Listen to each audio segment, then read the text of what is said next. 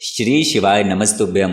दोस्तों, पूज्य गुरु जी ने कहा कि ऐसा कौन सा काम है, ऐसा कौन सा वरदान है, ऐसी कौन सी मनोकामना है जो मेरे महादेव पूरी नहीं कर सकते। बस आप लोग एक बार दिल से, एक बार भाव से उनके सामने कुछ उपाय करके तो देखो। पूज्य गुरु जी ने कहा कि सोमवार का दिन देवाधिदेव महादेव को प्रसन्न करने के लिए बहुत ही श्रेष्ठ दिन होता है। इस दिन किया गया ये उपाय आपकी वो हर विशेष मनोकामना पूरी कर देगा जो काफ़ी लंबे समय से रुकी हुई है। ये विशेष मनोकामना आपकी सुख शांति के लिए हो सकती है, या फिर आप कर्जे से परेशान है तो आप कर्ज मुक्ति के लिए भी ये उपाय कर सकते हैं, या फिर आप अपने ज्ञान को, अपने बुद्धि विवेक को बढ़ाना चाहते हैं तो फिर आप इस उपाय को कर सकते हैं, और या फिर आप अपनी नौकरी या व्यापार जो भी आप कर रहे हैं या करना चाहते हैं तो आप उसके लिए भी इस बेहद खास उपाय को सोमवार के दिन कर सकते हैं। तो चलिए जानते हैं इस खास उपाय को, लेकिन उससे पहले एक प्रार्थना, अगर आप चैनल पर नए हैं तो कृपया चैनल को सब्सक्राइब अवश्य कर लें। देखिए, सबसे पहले आप लोग जान लीजिए कि ये उपाय बहुत ही आसान है और आप लोग पूरा वीडियो बहुत ही ध्यान से समझिएगा।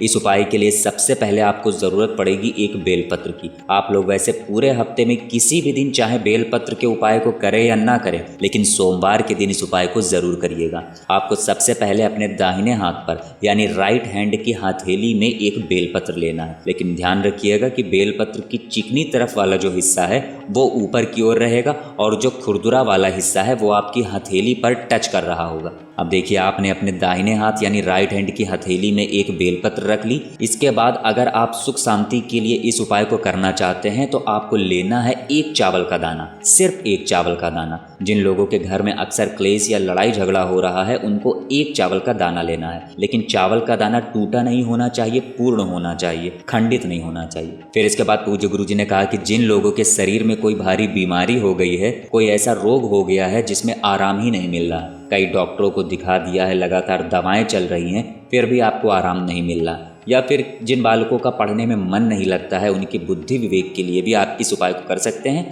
अगर आप रोग या बुद्धि विवेक के लिए ये उपाय कर रहे हैं तो फिर आपको 5 हरे मूंग के दाने ले लेने हैं। ध्यान रखिएगा, सिर्फ 5 हरे मूंग के साबुत दाने यानी खड़े दाने लेने हैं। हरे मूंग की जो दाल होती है वो नहीं लेनी है, साबुत यानी पूरा हरा मूंग का दाना लेना है। इसके बाद जिन लोगों के जीवन में कर्जा बहुत ज़्यादा बढ़ गया है, पैसे आने के रास्ते दिखाई नहीं दे रहे हैं और कर्जा लगातार बढ़ रहा है, तो ऐसे लोगों को ले लेना है 7 काले तिल।